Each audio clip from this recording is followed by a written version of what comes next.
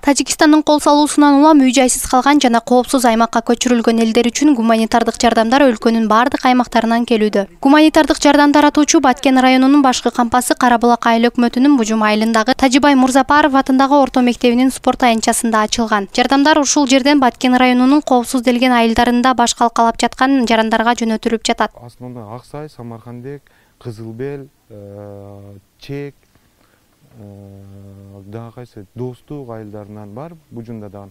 Бул бир эле Бужунга таратылган жок, бул район боюнча таралып атат. Ар бир областтан, элдерден, анан областтык, ошол ар бир областтан өздөрү демөөрчүлөр чыгып берип атат.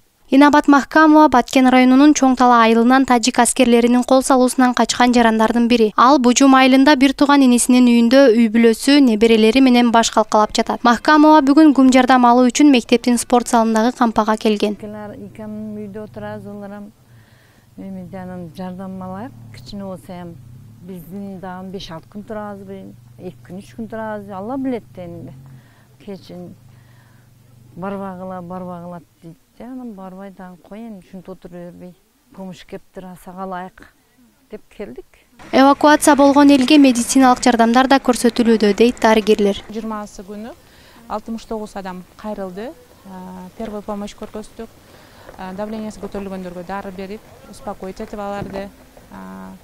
Психологический жардам көргөнгө аракет кылдык. Кечээ күнү болсо 97 адам кайрылды. Аларга да керектүү дарыларын берип, жана сиз айткандай психологиялык жардам бергенге аракет кылдык. Анткени үйлөрү өртөнүп кеткен, 6 баласы менен нерсеси жок калган аялдар бул жерде ыйлап чыктап, давлениясы көтөрүлүп атат. Бужум айылындагы кампага 17 сентябрдан тарта жалпысынан 280 000 тоннага жакын гуманитардык жардамдар келип түшкөн.